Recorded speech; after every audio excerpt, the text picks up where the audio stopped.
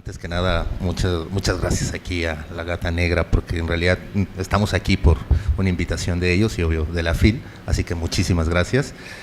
Bueno, yo soy Alejandro Almazán, Ingrid Reyes. ¿Por qué agarré el micrófono? No por machito, sino porque al final ella va a decir cosas más interesantes. Entonces yo solo les quiero medio introducir un poco al mundo de esto del narcocorrido, pero yo creo que con Ingrid van a tener toda esta teoría, ¿no?, para comprender en realidad el fenómeno del narcocorrido. ¿Cómo llegué yo al narcocorrido? Primero porque desde que soy niño en mi barrio había gente que escuchaba corridos. Soy de aquí de la ciudad, pero había gente que escuchaba corridos y siempre me parecieron, en algún momento cuando yo era niño, me parecían como que a lo mejor ahí ensalzaban un poco a la gente, y en efecto, al final el corrido ensalza a los personajes, ¿no? Pero quiero ir un poco bueno, una vez que, digamos, esa fue mi primera experiencia. Mi segundo encuentro fue, yo me casé con una sinaloense hace muchos años, ya me divorcié, pero el vivir en Sinaloa, en convivir con toda esa sociedad, me hizo también medio comprender por dónde iba esto del narcocorrido. Y el año pasado, bueno, desde el año antepasado prácticamente, empecé a trabajar un documental sobre el narcocorrido en México. Íbamos a presentar el tráiler, que ya va a salir en ViX, el 7 de marzo se estrena, pero bueno, no lo vamos a poder presentar. Si ustedes pueden ahí verlo, ya anda ahí el tráiler. A mí me hubiese gustado que se llamara Contrabando y Canción, pero terminó poniéndose Entre Balas y Acordes, la historia del corrido, ¿no? Pero bueno, mi experiencia, soy reportero, yo soy muy preguntón, pero también soy guionista, entonces me encargaron a mí el guión de este documental. Tuve a mi guía, un académico que se llama Luis Omar, que yo quería que estuviera aquí, Luis Omar Montoya, doctor en historia y que se especializa en narcocorridos. Él fue básicamente mi guía él era básicamente como el disco duro, y yo tenía que absorber todo para simplificar en 4 episodios la historia del narcocorrido, más las historias de cantantes, ¿no?, además de académicos hablando sobre el narcocorrido. Bueno, Luis Montoya me ayudó muchísimo, la verdad es que gracias a él conocí mucho más del narcocorrido, y luego el que es especialista en el narcocorrido, que es Juan Carlos Ramírez Pimienta, ¿no? Juan Carlos Ramírez Pimienta es el que prácticamente ha estudiado toda su historia, el narcocorrido, bueno, toda su historia académica. Luis es músico y por eso también entró a estudiar el narcocorrido. Y digamos que entre estos dos personajes hay más académicos, por supuesto, pero que nosotros escogimos a ellos porque además eran los que estaban a la mano, y con ellos fuimos creando, digamos, la historia del narcocorrido. Y que lo que queremos es explicarle un poco a la gente que el narcocorrido no empezó ayer, ¿no? Ni tiene que ver, no es primero el narcocorrido y luego viene el narco, no, el corrido es, por lo menos lo que entendemos nosotros, es la versión no oficial, ¿no?, del gobierno, ¿no? Entonces el corrido empezó, bueno, si nos fuéramos hasta la historia, pues empiezan los romances, los árabes, etc. Pero lo que nos toca a nosotros aquí en México, digamos que antes de la revolución ya había corridos, esto lo ha estudiado Pimienta y Montoya, ya había corridos que tenían que ver con el tráfico de telas, porque estamos hablando de 1850, de 1870, en donde se traficaban telas y había corridos sobre eso. Después viene el porfiriato, hay como una suerte de impas, viene la revolución y vienen los corridos de la revolución. Pancho Villa tiene revolución, los caballos de Villa tienen un corrido, todos tienen de alguna manera un cierto corrido en la revolución. Pero luego viene la ley seca en Estados Unidos. La ley seca trae el contrabando de alcohol en México y los corridos de contrabando de alcohol en México empiezan, ¿no? Es decir, siempre va a ser una consecuencia de lo que está pasando en la realidad y no al revés. Y ese es el gran mito que de pronto tienen con los narcocorridos. Bueno, de ahí es muy simbólico que el primer narcocorrido que se tiene en cuenta, que lo tiene registrado la historia, que lo descubrió Ramírez Pimienta, se llama La Piedrera, ¿no? Yo sé que para mis compas sinaloenses, siempre ellos dicen, nosotros somos quienes tenemos el acta de nacimiento del corrido. No, desgraciadamente lo tiene El Paso, Texas. Ellos tienen el acta de nacimiento del corrido y por eso el corrido es binacional, ¿no? Y por eso siempre va a ser binacional el corrido, porque siempre la frontera dividió, porque además los estudios de grabación estaban en El Paso, no estaban en México. Entonces también por eso Estados Unidos sí conservó los récords y por eso están ahí. Por eso se sabe que el primer corrido que tuvo que ver con el narcotráfico se llama La Piedrera, de 1929, que es donde también surge el crack del 29, que es La Piedrera, un lugar en Ciudad Juárez donde aventaban cadáveres, ¿no? Quien aventaba los cadáveres era el rey de la morfina, que era el Pablote, Pablo González, que después fue el primero que le compusieron un corrido en 1931. Y en ese corrido aparece por primera vez una mujer, que es la Nacha Jasso, que es su esposa. La mujer siempre va a estar en el corrido. El problema es que este es un mundo muy patriarcal, el del narcocorrido, y a la mujer se le relega. Y a la mujer se le tiene como a las Adelitas. O sea, las Adelitas finalmente, sin su labor no hubiese sido la revolución, ¿no? Pero a quien se les reconoce es a Francisco Villa, bueno, a Pancho Villa, a Madero, a Pino Suárez, o sea, pero a las Adelitas no. Y esto pasa, o sea, igual en el corrido. La primera mujer, o sea, la Nacha Jasso, aparece en un corrido, pero es de alguna manera ignorada. Y la mujer va a aparecer hasta después, ahorita vamos a llegar rápido a eso. Vienen los años 30 y hay un impasse en el corrido, en el narcocorrido. Primero porque empieza todo este movimiento, el primer gran movimiento de braceros, ¿no? Se van, empieza también el milagro mexicano, el llamado milagro mexicano, ¿no? Lo del petróleo, nos empieza a ir muy bien y las situaciones económicas tienen que ver, claro, también pues, con las canciones, ¿no? En los años 50 llega un personaje llamado Paulino Vargas. Paulino Vargas es el padre del narcocorrido moderno. Paulino Vargas a los 11 años compuso su primer narcocorrido que se llamó Contrabando de Juárez. Él huyó de su casa, él fundó los Broncos de Reynosa, él se fue de su casa de niño porque quería tocar un acordeón, en su casa no se lo querían dar, etc. Al final, bueno, lo logró, llega y bueno, Paulino Vargas compone su primer narcocorrido, pero ¿qué pasa? Que Paulino Vargas termina siendo absorbido por el gobierno en un momento y ustedes están muy jóvenes, pero yo tengo 53 años y en los años 70 en las escuelas primarias ponían muchas canciones de los años 60 que eran para los bailables, ¿no? Y bailaban los niños, o sea, bailamos todos. Eso los compuso Paulino Vargas. El hijo de Paulino Vargas en el documental dice, una vez le dije a mi papá, ¿cómo pasaste de tocarle a los presidentes? Porque Paulino Vargas le tocó a Kennedy, le tocó a Adolfo López Mateos, le tocó a Charles de Gaulle, ¿no? Entonces dice, ¿cómo pasaste de tocarle a los presidentes a los narcotraficantes? Y Paulino Vargas, bueno, responde, pues porque esos cabrones sí pagaban y yo tenía con qué comer, ¿no? Además no se me hacía raro porque donde yo tocaba con los presidentes también estaba un narquito, o cuando yo iba a tocar con los narcos estaba el general o estaba el gobernador, entonces me parecía que yo no tenía ningún problema. Bueno, Paulino Vargas es el padre del narcocorrido moderno, ¿no? Nosotros en el documental tratamos de reivindicar su lugar y después de Paulino vienen los Tigres del Norte, ¿no?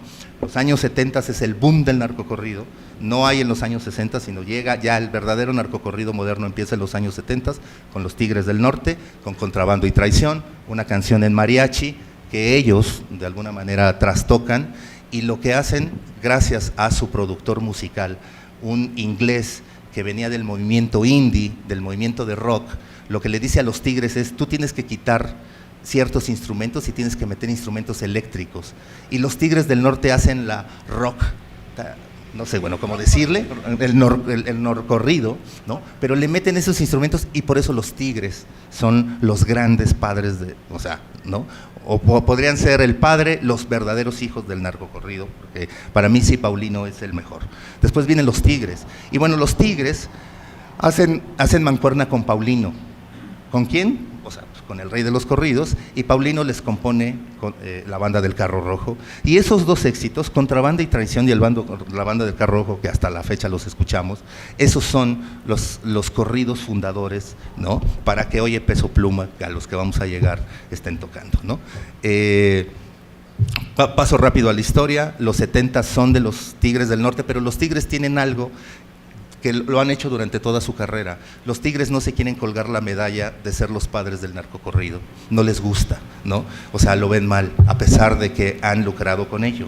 Entonces los Tigres hacen una trampa y se van a tocar corridos de migrantes, ¿no? Y cuando ellos salen siempre de la escena, aparecen otros grupos, ¿no? Los Tigres del Norte son como el boom literario, ¿no? García Márquez fue el mejor, pero estaba Mutis, ¿no? O sea, estaban grandes, estaba Vargas Llosa, ¿no? Pero pues era Gabo, cabrón, ¿no? Claro, era Gabo y aquí son los Tigres. Entonces, los Tigres opacan a cualquiera. Y siempre que los Tigres regresan, lo opacan. Entonces, los Tigres se van un poco en los 70s y aparecen… los Alegres de Terán ya estaban desde los años 50, ¿no? Pero los Alegres de Terán empiezan a grabar, Miguel y Miguel empiezan a grabar, o sea, pero todos estos se van. Bueno, llegan los años 80 y en el año 78 es la Operación Cóndor en Sinaloa. ¿Eso qué hace?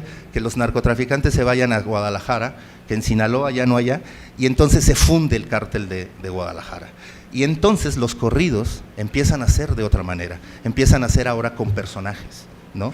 Y es por eso que todos los corridos que nosotros sabemos de Lamberto Quintero, bla, bla, bla, o sea, empiezan los corridos de personajes que obvio tienen una historia. Porque el corrido hay que verlo también musicalmente, con las cuestiones de instrumento, con la vestimenta. Es muy complejo, ¿no? Por eso nosotros en 4 capítulos intentamos medio contar todo para darle a la gente algo bueno. Rápido, ya porque Ingrid es rápido, no. En los años 80 viene, el cártel de Guadalajara y viene el primer quiebre del narcocorrido y el primer quiebre de la historia del narcotráfico, que es la muerte de Kiki Camarena.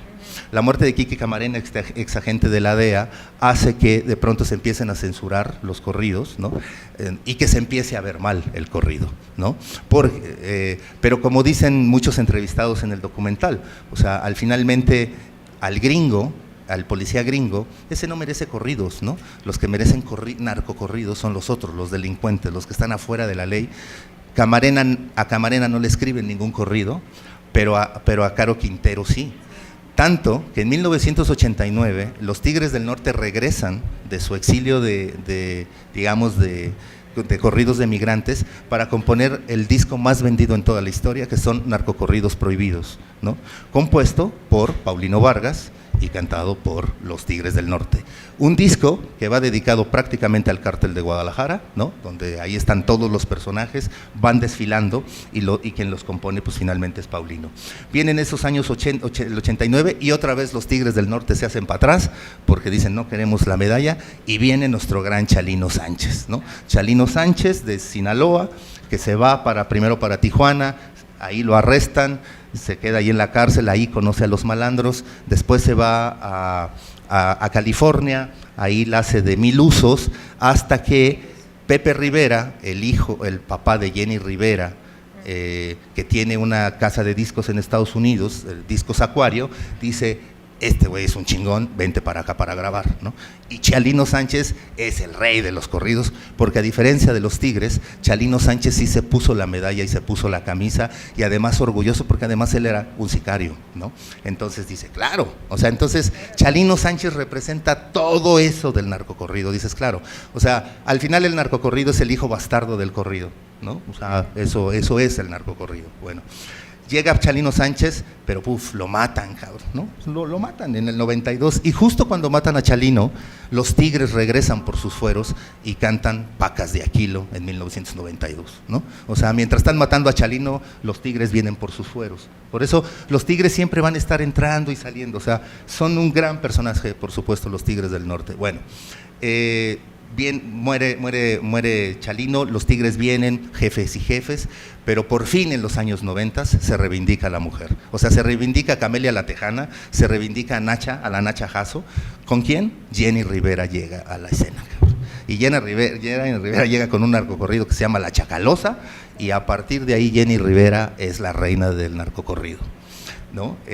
Esa es otra gran figura que irrumpe, y estamos hablando de los años 90, donde también ya empieza mucho la guerra entre cárteles, ¿no? Empieza la guerra entre cárteles, entonces ya hay violencia. Viene otro momento en el narcocorrido que quiebra, que es la guerra de Calderón. En 2006, o sea, todo se distorsionó, todo, tanto que nació lo que se llamó el movimiento alterado. ¿Qué era el movimiento alterado? Los buitres de Culiacán, que fueron los primeros en ello, dijeron, no, pues nosotros lo que queríamos era tocar algo de que pues yo andaba acá medio borrachito y o que te quiero, pero no te asustes porque traigo guardaespaldas o traigo el cuerno de chivo. Dice, algo más cotorro, pero terminó deviniendo en sangrentados, ¿no? O sea, en que te corto la cabeza, en que saco la bazuca, ¿no? Calderón, o sea, la guerra de Calderón funda el movimiento alterado, cambia el corrido, porque ya no van a cantar una historia, y ya no van a cantar la historia de un personaje, ahora van a cantar un momento, ¿no? O estoy enamorado, ¿no? O me meto coca. O sea, hay una canción de… El más famoso, el representante del movimiento alterado es el Commander, no hay de otro. O sea, el Commander superó a todo mundo, ¿no? Hay una que se llama… una canción muy famosa del el taquicardio. O sea, el taquicardio musicalmente es genial. O sea, la verdad es que… porque algo hizo el movimiento alterado. El acordeón generalmente está afinado en do, yo no sabía eso. El movimiento alterado lo termina afinando en fa, para que sea más rápido, para que suene como si fuera la metralleta, ¿no? Le quitan una cuerda al bajo sexto, porque también necesitan un requinto para que suene más rápido, ¿no? O sea, toda esa evolución. Bueno, llega el movimiento alterado, muchos que crean el movimiento alterado se bajan de él, porque no les gusta, dicen no, nosotros no queremos decir de cabezas, aunque está la realidad, o sea, eso es lo que ellos están reflejando, por eso el movimiento alterado, o sea, dispara todo por la guerra de Calderón. O sea, no fue que el movimiento alterado se le ocurrió y dijo, ahora vamos a sacarlo de las cabezas, no, la guerra de Felipe Calderón creó las condiciones para crear todas esas historias. Y al final, bueno, después de esto del movimiento alterado, y ya con eso termino, obviamente viene el corrido tumbado, ¿no? El que hoy está de moda, ¿no?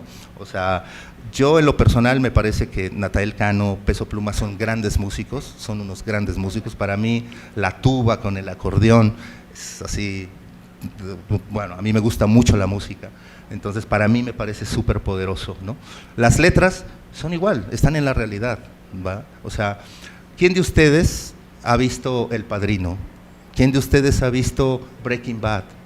Bueno, eso no los hace, yo creo, que ustedes son asesinos, ¿no? O sea, porque si vieron Breaking Bad y se fueron a matar a alguien, no, pues sí vayan a algo. Lo mismo pasa con el narcocorrido, ¿no? El narcocorrido no es causante de las muertes, o sea, no, esa es una falsa hipótesis de los conservadores, o sea, de la gente muy, muy conservadora, para no agarrar el lenguaje político, ¿no? No, pero sí para la gente, pero para la gente muy de derecha, para la gente muy moral, o sea, el narcocorrido es el culpable, no, el narcocorrido, o sea, y yo ya en una cuestión más sociológica, más periodística, más antropológica, no, las muertes, lo que ocurre en México tiene que ver con otro tipo de causas, ¿no? El narcocorrido no tiene nada que ver, es como si culpáramos de verdad, o sea, El Padrino, por todos, bueno, pues es que él vio El Padrino, pues con razón mató, no, o sea, eso no existe, no hay ni siquiera un estudio que te compruebe, ¿no? Simplemente estos cantantes, creo yo, a lo largo de toda la historia, han ido cantando lo que está pasando simplemente en el país, ¿no? Si eso no le gusta a los políticos, bueno, pues entonces que hagan una buena estrategia de seguridad para que, o sea, no exista esto, ¿no? Que se le dé educación, cultura, ¿no? Trabajo, ¿no? Digo, con todo eso, por supuesto que vamos a salir y los jóvenes no se van a querer meter al narco. Lo que sí creo de Peso Pluma y de Natanael es que, a diferencia de otros grupos que medio lo escondían, ellos no, ellos sí creo que están haciendo política para un cártel, es su decisión, Pero también me parece bien, es decir, es transparente, ¿no? Es decir, no me está engañando como de pronto otros me pudieran engañar, ¿no? Esto es muy cuestionable y cada uno tendrá, por supuesto, su propia opinión. Yo no estoy alabando esto, no, o sea, simplemente estoy poniendo sobre la mesa todos estos elementos que más o menos les conté, donde tienen que ver muchos los acontecimientos históricos y sociales, ¿no? O sea, ¿por qué Peso Pluma hoy está, digo, independiente de que de verdad es un gran músico y los jóvenes además están como en otro trip, pero también tiene que ver porque no está mintiendo, ¿no? Es decir, si está tocando la canción de un sicario, pues sí, claro, los sicarios así piensen. Yo he entrevistado a miles de sicarios. Miren, yo como reportero que cubrí durante 25 años del narco, la violencia, yo en un momento yo dije, yo sí estoy haciendo apología, y me lo reproché, y después dije, no, qué pendejo, no, güey, yo no estoy haciendo apología. Y hoy insisto y digo, no, yo nunca hice apología, o sea, porque yo no me imanté con los ladrones, no me imanté con los criminales. De hecho, yo siempre que decía, porque yo siempre escribí sobre los victimarios, y yo siempre ponía y decía, este es un victimario y este güey mata, o sea, te estoy recordando que mata. O sea, sí tiene una historia fascinante, pero mata. Es decir, yo no estoy haciendo una apología, y creo que los cantantes al final, muchos de ellos no hacen apología. Hay algunos, en el documental, con esto termino ya, en el documental hablamos estas partes como de las reglas del narcocorrido, ¿no? Hay que pedirle permiso al que le escribes, ¿no? Las horas que pasan los músicos tocando, hay este mito de que o sea, bueno, alguien nos dijo que pasó 72 horas tocándole a un narco, ¿no? Y que le empezaron a sangrar los dedos y ya le dijo, ya cabrón, o sea, ya no puedo, ¿no? Y sin embargo decían, no cabrón, o sea, síguenos tocando, o sea, hay todas esas reglas también del narcocorrido, ¿no? Y esas, ahí sí, yo digo, bueno, el cantante ahí se arriesga, o sea, yo creo que no hay género musical en donde el cantante no se arriesgue más, que es el narcocorrido. Bueno, termino con eso y ya, viene Ingrid, que les va a explicar la otra parte. Bueno, Perdón. muchas gracias. Voy a poner cronómetro para que no nos extendamos. Un aplauso para la presentación, ¿no? Muy buena presentación, Alejandro Almazán, y muy bueno porque en el fondo nos da como una muestra de la historia del regional mexicano y cómo eso devino en distintos géneros musicales que han ido avanzando conforme la realidad también ha ido avanzando. Y en ese sentido, la parte que me toca a mí, que es como un poco para abonar a esta discusión, tiene que ver con la función del arte, ¿no? Yo soy académica, he estudiado 10 años la narcoliteratura, la narcoestética, y con un conjunto de académicos en toda Latinoamérica, digamos, siempre estamos como trabajando estos temas, precisamente y tenemos una lucha interna en la academia también respecto de la reivindicación de estos textos, de esta música, de esta cultura, ¿no? Que se le llama la narcocultura. A mí me gusta mucho un texto que tiene un crítico colombiano que se llama Omar Rincón. Él, de manera como muy inicial, el 2009, imagínense, hace muchos años atrás, él ya estaba pensando en esta discusión sobre la irrupción de la estética de lo narco en Colombia. Recuerden que en Colombia pasó antes que acá, ¿no? Con Pablo Escobar, etcétera. Y él se enfrascó en una discusión bien interesante con el escritor Héctor Abad Faciolince, que criticó muy duramente esta nueva estética. Él decía, esta arquitectura como de mal gusto, esta música que suena tan fuerte, esta vestimenta con la que anda esta nueva clase social que irrumpe en la sociedad muy conservadora colombiana, como de nuevo rico, como con un sombrero grande, como con esta ropa y estas botas, es una estética de mal gusto y es una estética que debiésemos combatir. Esa era la postura como de el mundo cultural colombiano en ese entonces, año 95 recién, cuando empiezan a salir una serie de textos literarios buenísimos, como por ejemplo La Virgen de los Sicarios, de Vallejo, y aparecen todos estos textos literarios y estos escritores más conservadores dicen, ¿saben qué? No debiéramos leer nada que tenga que ver con el narcotráfico. Son textos además literarios, muchos de ellos, Rosario Tijera, esta misma Virgen de los Sicarios, que hablan de sicarios. Y eso era algo que molestaba mucho, ¿no? Que se hablase sobre los sicarios y sobre Pablo Escobar. No sé si ustedes vieron que hace unos años, cuando salió la serie Narcos en Netflix, pusieron en medio de la Puerta del Sol en Madrid una propaganda muy, muy grande, donde salía el actor que personifica a Pablo Escobar diciendo Blanca Navidad. Y se generó una controversia muy grande en Colombia, en el sentido de que no queremos ser conocidos nosotros por el narcotráfico, no queremos que nos pongan el sello, y trataron de censurar esa publicidad. De hecho, ahora con la nueva serie de Sofía Vergara en Francia, pusieron una nueva publicidad donde hay un camión muy grande que va como aspirando cocaína por la calle, ¿no? Y también otra controversia enorme, son medidas publicitarias, ¿no?, de estas grandes streaming, pero es interesante la reacción que tiene la gente en torno a decir, no queremos que nos asocien, ¿no? Entonces, esta discusión que parte en Colombia y que se extiende a México y que ahora se extiende incluso a Chile, bueno, yo soy chilena y no sé si supieron, pero hubo una controversia muy grande con Peso Pluma y su participación en el Festival de Viña. Es una polémica que ya es, digamos, bastante latinoamericana, ¿no? Excede lo puramente colombiano, excede lo puramente mexicano. Ahora, el fondo de la discusión está en entender, bueno, ¿qué es la narcoestética? Y por eso yo les cito a Omar Rincón, que él definió este concepto de narcoestética de manera muy, muy iniciática para toda la discusión, donde él dice que lo narco no solamente es un negocio, no solo es el tráfico de drogas propiamente tal, eso es un aspecto y el más importante obviamente del narcotráfico, pero también es una cultura, es una estética, ¿no? Lo que yo les decía, la ropa, la música, gustos, ¿no?, la arquitectura, los mausoleos ahí en Culiacán. Y esta estética se cruza con la cultura y con la historia de nuestros países y hoy se manifiestan distintos productos culturales, la televisión, el cine, la arquitectura, el lenguaje incluso, porque también hay toda una forma de hablar a lo narco que se le llama parlache en Colombia y que también está como un poco en las zonas norte de México. Y esta narcoestética es una estética ostentosa, que es exagerada, ¿verdad?, como decían estos académicos de Nuevo Rico, de autos caros, de mucho materialismo, mucho consumo, silicona, cuando pensamos en las mujeres del narco como en la estética buchona, ¿no?, de fincas, de religiosidad popular también, porque también están los aspectos religiosos, Malverde, la Santa Muerte, etcétera, etcétera. Y lo interesante es que él piensa en la estética del narco como un gusto colombiano, no solamente de un grupo, ¿no? Es decir, él piensa que las culturas populares del mundo en el fondo se imbrican con esta cultura del narcotráfico. No es que solo los narcos escuchen esa música y se vistan así, es que al final termina siendo toda la gente que pertenece a esa cultura popular, donde lo narco tiene un sentido económico, de trabajo, etcétera, etcétera. Él dice algo interesante, él dice, no es mal gusto. Considerarlo mal gusto es algo muy clasista, porque lo estamos considerando mal gusto en relación a ¿qué? A lo europeo, o sea, ahí estaríamos súper colonizados, qué terrible. ¿Sería mal gusto en torno a un gusto burgués, por ejemplo? Prefiero escuchar Bach que escuchar a Peso Pluma. O sea, habría una cosa de clase social ahí, por ejemplo. Eso es interesante. Y dice, es otra estética. No podemos decir que es buena o mala, porque la estética no se puede, digamos, entender en términos de lo que es bueno y lo que es malo, lo que es moralmente, porque también sería una moralina o un discurso moral que no corresponde cuando uno piensa en el arte, ¿no? Sino que sería simplemente un gusto popular que circula en comunidades desposeídas, generalmente, en comunidades que no han tenido acceso, digamos, que se asoman a la modernidad y que han encontrado en el dinero la posibilidad de existir en el mundo.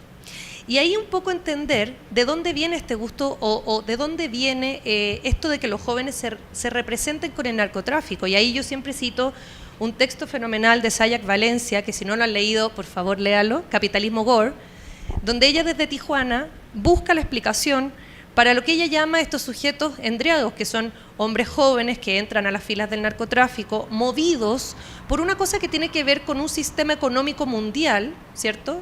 Capitalismo, ya en nuestra época capitalismo neoliberal, donde este capitalismo neoliberal exige que la persona, para tener una legitimidad en el mundo, tenga dinero, tenga bienes, tenga éxito, tenga posesiones materiales, ¿no? Y en estas comunidades desposeídas, como obviamente están fuera, están en los márgenes, no tienen las posibilidades, se crea este otro mundo, que es un capitalismo oscuro, pero que funciona exactamente igual que el capitalismo que conocemos nosotros. Solo que lo que se transa ya no son bienes como la ropa, como los recursos naturales, sino que lo que se transa son las muertes, el tráfico, los productos prohibidos, etcétera, etcétera, ¿no? Pero la dinámica es la misma. Es decir, ¿por qué a los jóvenes les interesa el narcotráfico? Porque precisamente representa una posibilidad de salir de pobres, de ser exitosos y de obtener una cierta legitimidad y no tener que ser, digamos, personas que viven en la pobreza permanentemente. Entonces, es bien interesante porque al final eso es lo que mueve, ¿no? Lo que mueve este gusto popular. Como yo les decía, en Colombia, un poco para que entiendan la discusión a nivel latinoamericano, no me quiero extender, Esta discusión es de muy larga data. Acá se dio más o menos en el año 2005 a propósito de la literatura. Rafael Lemus, que algunos conocerán, en una revista que se llama Letras Libres, criticó muy duramente la literatura del norte de México, porque decía lo mismo que decía este señor conservador Abad Fasirins. Es literatura de baja calidad, es literatura provinciana, es literatura que hace una ostentación del mundo del narcotráfico, no tiene valor. Le contesta Eduardo Antonio Parra, que bueno, es un gran escritor, en la misma revista, donde él le dice, mira, a ver, uno, no creo que hayas leído la literatura del norte de México porque no estarías diciendo eso, primero, ¿no? Y dos, esta es una literatura regional y obviamente tu crítica viene de una cuestión muy centrista, ¿no? O como desde la Ciudad de México estos productos regionales son de baja calidad, ¿no? Y además lo estás evaluando en términos de que nos asocias al narcotráfico cuando en realidad los escritores escribimos sobre lo que vemos. O sea, no sé si ustedes saben, pero cuando han habido guerras, ha habido mucha literatura que habla sobre las guerras. Cuando han habido situaciones históricas, la que sea, hay mucha literatura que habla sobre la que. Cuando hay narcotráfico, hay literatura que representa la realidad que existe. La música funciona igual, las películas y las series funcionan igual. La función del arte básicamente tiene que ver con esta representación de lo que se ve, no de, digamos, instalar algo que no existe. Entonces, voy a avanzar un poquito más rápido. Pero esta discusión, si en México se produce, ¿cierto?, el 2005 a propósito de la literatura, y que ha ido avanzando en términos de la música, de las series, también de Netflix, etcétera, es bien interesante porque al final tiene que ver con esta cosa del gusto, ¿no?, del buen o mal gusto. No solo se ha censurado la música en el caso del narcocorrido, y bien lo decía Alejandro, han habido varios momentos políticos en la historia de México donde se ha aplicado censura sobre estos productos culturales con un sentido político, como de decir, miren, no podemos hacernos cargo del fondo del asunto, no podemos solucionar los problemas estructurales, vamos a censurar lo que más o menos se ve para que nos veamos como buenas personas, ¿no? No va a censurar los narcocorridos. El narcotráfico no se acaba cuando se censuran los narcocorridos, todo lo contrario. Y en el fondo, la lógica de la censura también tiene que ver con esta cuestión clasista, ¿no?, de estos productos, ¿no?, estos productos que circulan allá en estos sectores regionales. Dice Omar Rincón que el gusto narco, para entenderlo, ¿no?, es una mezcla de valores que son premodernos. Tiene, por ejemplo, el componente de la tierra, el componente de la familia, el componente religioso, y posmodernos, que esto es lo que yo les decía, ¿no?, como lo neoliberal, el consumo, la tecnología, etcétera. O sea, hay una imbricación muy interesante entre valores que son previos a la modernidad con otros que son casi que del posmodernismo, ¿no? Y así se crea esta narcocultura. Más que despreciar o censurar, lo que hay que entender acá es el origen de las manifestaciones. Como bien hacía Alejandro aquí, cualquier análisis que se haga, si no tiene el componente histórico, es un análisis fallido. Siempre hay que ir a la historia para entender, digamos, los procesos. Y cuando pensamos en la literatura o en el cine o en la serie o en la música, acá hay procesos que tienen una raíz, un origen y que han ido avanzando y mutando de acuerdo a otras condiciones históricas, ¿no?, materiales. Entonces, en ese sentido, lo que importa aquí no es hacer una alabanza del narcocorrido, para nada, sino que es entender. A ver, ¿esta música de dónde viene? ¿Por qué los jóvenes hoy escuchan con tanto ahínco y con tantas ganas el narcocorrido? ¿Qué hay en esas letras que les hace sentido y que ellos se sienten representados por estas letras? O sea, eso es lo importante, no decir se prohíbe todo, ¿no? O sea, ahí es donde hay que atacar. En general, las críticas, según Omar Rincón, ¿no?, que escuchamos, siempre vienen de la moral, que una moral conservadora, ¿no?, del juicio estético, mucho, si es bueno, si es malo, si es alta literatura, si es baja literatura, si es música clásica, no sé qué, o si es música baja, que por cierto los narcocorridos musicalmente son una maravilla, como bien explicaba Alejandro, o sea, tampoco es una música, digamos, mal hecha, y también hay algo del desprecio de clase, ¿no?, que es lo que veníamos diciendo. La música, además, otro argumento, no ha matado nunca a nadie, el arte en general, el arte no va y mata a alguien. Esta idea de que alguien consume un producto estético y inmediatamente después se va a hacer una masacre como la de Columbine en Estados Unidos porque jugaron un juego de video, o que los niños se hacen sicarios porque escucharon a Peso Pluma, es una cosa bastante absurda, ¿ya?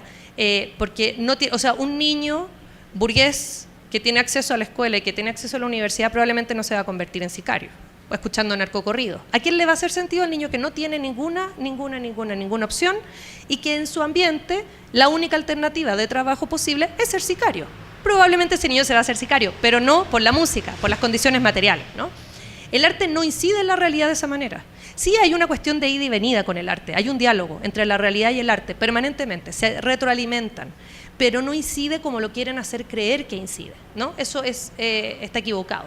Primero está la violencia, primero están las condiciones materiales, primero está el capitalismo extractivo y después está la música que lo representa o el arte que lo representa. Si se quiere, obviamente, aportar en algo, yo le diría a los gobiernos que censuran, primero preocúpense porque los jóvenes tengan oportunidades más allá del narcotráfico, primero. 2, que haya alternativa al crimen organizado. Y 3, que se preocupen por el extractivismo, por la falta de Estado, porque no hay presencia ahí de nada, ¿cierto? Por el neoliberalismo, por el sistema capitalista, por el capitalismo gore, etc. Hay muchas, digamos, cosas de fondo que están operando en esto que no nos gusta, que es que los jóvenes terminen de sicarios, ¿no? Pero la música aquí esta parte. Como bien decía Alejandro, además, si es por censurar el arte, tendríamos que partir de Grecia, lo cual sería bastante terrible porque tendríamos que censurar el 80% del arte. Además, aquí tiene que ver también con una cosa de gusto. Es bien interesante cómo quieren censurar a las series latinoamericanas o a la música regional, pero cuando se trata de una serie de Netflix global, cuando se trata de un producto norteamericano, cuando se trata de un producto europeo, entonces no, porque son de buena calidad. Entonces Frank Sinatra, que era amigo de la mafia, compa directo, es que no es Peso Pluma. ¿Por qué no es Peso Pluma? Porque es Frank Sinatra, porque canta en inglés, porque se viste de cierta manera, ¿no? O sea, hay una cosa muy clasista en esa evaluación que estamos haciendo. En el caso, por ejemplo, de la serie, ¿por qué no Ozark, Breaking Bad, Los Sopranos, todas las series de mafia, todas las series de la Yakuza, todas las series de mafias en general en el mundo, pero es que la latinoamericana sí, porque el narco no nos gusta. Pero no tenemos problema con la mafia italiana, porque además se visten bien, ¿no? Al Pacino, es Al Pacino, o sea, ¿no? O sea, hay una cosa muy moral y muy clasista en esa censura. Y finalmente estas críticas, yo creo, están muy basadas en el desconocimiento de la realidad fáctica. O sea, hay mucho, como bien dice, voy a citarlo bien, porque Héctor Guerrero, en un texto muy bueno de la Fábrica de Periodismo, que está ahí en internet por si lo quieren revisar, él dice algo bien interesante, pero él dice, al final, ahora aparece Peso Pluma, y los nuevos críticos que hablan de narcocorrido creen que el narcocorrido se inventó con Peso Pluma. Y a lo más van a mirar un poco como, sí, están los Tigres del Norte, parece, ¿no? Entonces vienen como a inventar algo que tiene un montón de historia y vienen a criticarlo desde un desconocimiento absoluto de la realidad. Es decir, un señor en Chile, Alberto Mayol, que no tiene idea de cómo funciona el narcotráfico porque en Chile no opera como acá, viene a decir que es muy malo que venga Peso Pluma y viene a hablar del narco y viene a decir que los jóvenes se van a ir de sicarios porque escuchan a Peso Pluma y tú dices, Alberto Mayol, te invito a ir a los territorios del norte de México a hablar con los jóvenes para que sepas cómo funciona esto, porque tú estás hablando desde una tribuna bastante burguesa, bastante de la alta cultura, pero tú no sabes qué pasa realmente, ¿no?, en la realidad. Entonces, bueno, y finalmente también pensar en que la gente va a escuchar o ver un producto cultural y va a salir a matar, es también quitarle agencia a las personas. También es una postura muy clasista, porque es pensar que la gente no tiene sentido crítico, que la gente ve y consume algo y con eso basta para que la persona actúe, ¿no? Que no tiene ni sentido crítico, ni capacidad de discernimiento, ni agencia, es decir, es despreciar a las personas, básicamente, ¿no? Como es que la gente es toda tonta y apensante, entonces van a caer en esto, y no, la gente tiene agencia, la gente toma sus propias decisiones. Entonces, finalmente, ya para concluir, ¿no?, desde un punto de vista como técnico, académico, la narcocultura sí es una estética que tiene que ver con estas poblaciones oprimidas, desposeídas, que no han encontrado un lugar en este mundo neoliberal extractivo donde solamente la mitad de la población triunfa y el otra que se quede por allá en la parte regional y ojalá que no la veamos. Y esta es una reivindicación también de esas poblaciones, ¿no?, como de su forma que tienen de poder salir de la pobreza, aunque no nos guste porque obviamente es ilegal, ¿no?, y tiene que ver con el tráfico de droga, aunque las mineras son peores, yo encuentro, pero de todas formas sí hay una cuestión muy de clase social de no ver de dónde vienen estos productos. Así que bueno, ahí lo dejo para las preguntas. Vamos a las preguntas.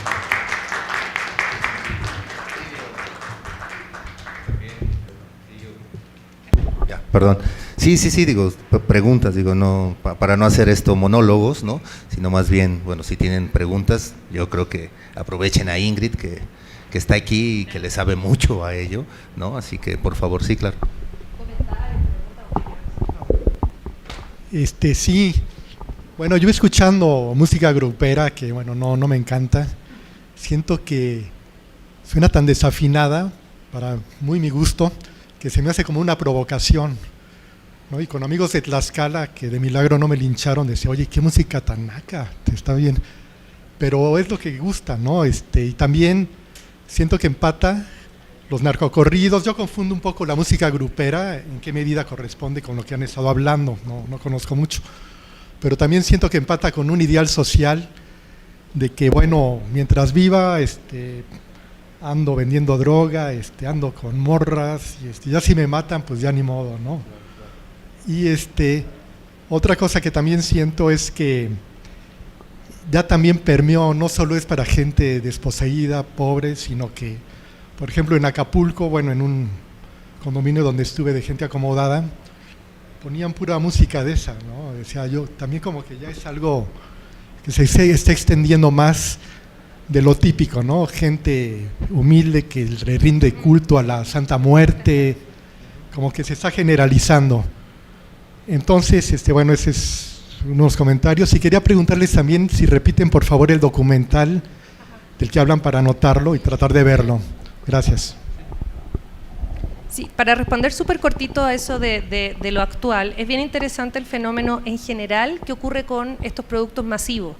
Porque si bien es una música que parte en el regional mexicano, como toda música, digamos, que se exotiza por el primer mundo, la industria musical la ha tomado, la mercantiliza y la convierte en un producto de masa, ¿no? Un producto de masa que puede ser consumido por un gringo en Estados Unidos, por un europeo en no sé dónde o por quien sea, ¿no? Pero eso tiene que ver con unas técnicas de publicidad, de blanqueamiento, o sea, sí Peso Pluma abona un poco a eso, ¿no? Lo que pasa es que ahí hay que entender todas las complejidades que tiene Peso Pluma, en tanto a que su origen, en términos musicales, viene de la música regional, sin embargo, sí es un sujeto funcional a este modelo hipermasivo, hiperneoliberal de la industria musical hoy en día, donde convierten en mercancía estos productos. O sea, uno puede ir como desgranando estos productos y entender, bueno, qué son, de dónde vienen, por qué a los jóvenes les hace sentido, pero también al mismo tiempo uno tiene que entender que se mueven en plataformas globales, que son mercancía, que la gente los consume muchas veces porque hay una cosa publicitaria detrás. Y lo más divertido yo encuentro es que, de hecho, a Peso Pluma no se le entiende lo que dice. Entonces yo creo que solo en México la gente, o ni siquiera en México, de donde es él, entiende lo que dicen las letras, porque mucha gente las baila, las canta y ni siquiera sabe qué es lo que están diciendo. Entonces sí tiene que ver con esa cosa como de la industria masiva global.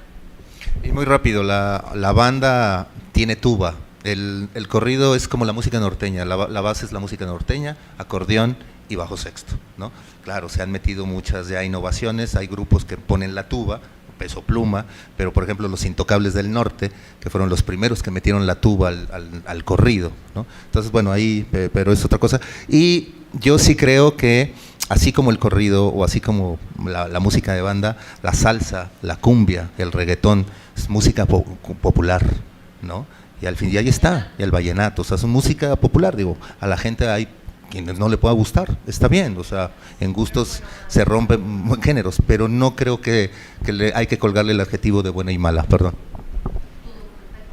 El documental se va a llamar Entre balas y acordes, sale el 7 de marzo en ViX. En vez de contrabando y canción, ¿no? Sí. Bueno, yo voy a tratar de ser breve, quería hacer dos comentarios, un agradecimiento y una pregunta. El comentario pues nos compele porque el clasismo se nos sale hasta cuando no queremos, ¿no? Nos cuesta trabajo reconocer nuestros prejuicios estéticos, ¿no? Y la figura que nos hemos estructurado y que nos han inoculado sobre el arte, ¿no? Y lo que es alta música, alta literatura, verdadera pintura, etcétera, ¿no? Entonces, todo lo que ahorita comentaron me llevó a reflexiones, sobre todo agradezco eso, que me hicieron recordar la importancia de lo sociológico desde el punto de vista de la comprensión, lo que decía Weber, ¿no? El Verstehen, no el juicio. El juicio es lo más rápido que queremos hacer y en la lógica de una taxonomía es lo último que deberíamos hacer, porque primero habría que comprender de dónde vienen todas las motivaciones, todo el problema. Me hicieron recordar obviamente pues la superestructura de la que hablaba Marx, que no es la música la que va a hacer que la gente se comporte de cierta manera, sino que al revés es un resultado que viene en sentido contrario, desde la infraestructura, desde todas las bases y las condiciones materiales reales. Me hicieron recordar a Rita Laura Segato con la segunda economía y las nuevas formas de la guerra, que eso es lo que está de fondo. También creemos a veces atribuirle al narcotráfico todos los problemas delictivos de una región, de un estado, de un país, y sin embargo sabemos que el narcotráfico es solamente una parte que trabaja a nivel transnacional, ¿no? Y por intereses del capitalismo neoliberal, que realmente tiene que ver con extractivismo, que tiene que ver con órganos, con esclavismo moderno, con mil cosas que no están ahí, y que a muchos les conviene que no se hable de eso, que solo creamos que son los grandes poderes, los grandes capos, el Chapo y toda esta mitología de que solo ellos han podido hacer todos estos imperios sin participación de las agencias. Y bueno, nos hace pensar de nuevo en lo colonizados que estamos, ¿no? De que siempre pensamos como, sí, el Padrino, pues sí, ¿quién va a odiar a Marlon Brando, ¿no? Hasta lo consideramos un hombre de valores, ¿no? Y sin embargo, no tiene ninguna diferencia con las mafias ni de aquí, ni de China, ni de Japón, ni de Italia, ¿no? Y la otra es, en tiempos injerencistas, ¿no? Eso se pone más en claro, ¿no? O sea, muy fácilmente nos pueden hacer caer en que nosotros mismos socavemos lo que ocurre en nuestras comunidades, en nuestras naciones, en nuestros territorios, por toda esta idea que nos han inoculado por años de, no, es que esto es bueno, esto es malo, esto se juzga así, esto no debería existir siquiera. Entonces, bueno, agradezco esa parte que nos hicieron recordar. Y la pregunta, ¿qué motivó?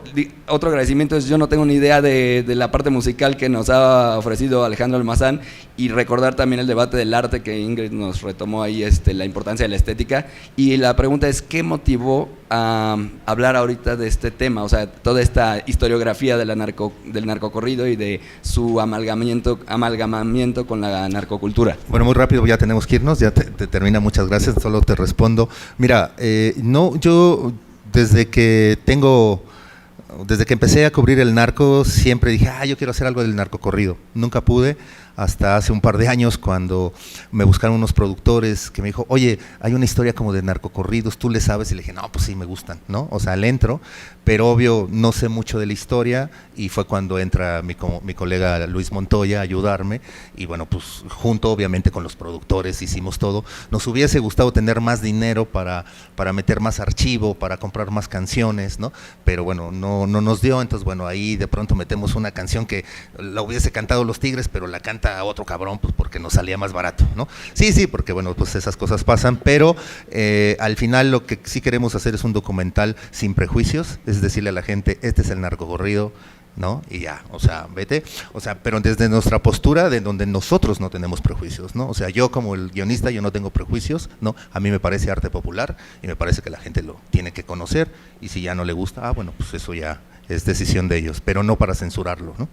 Bueno, muchas gracias, se los agradecemos, gracias.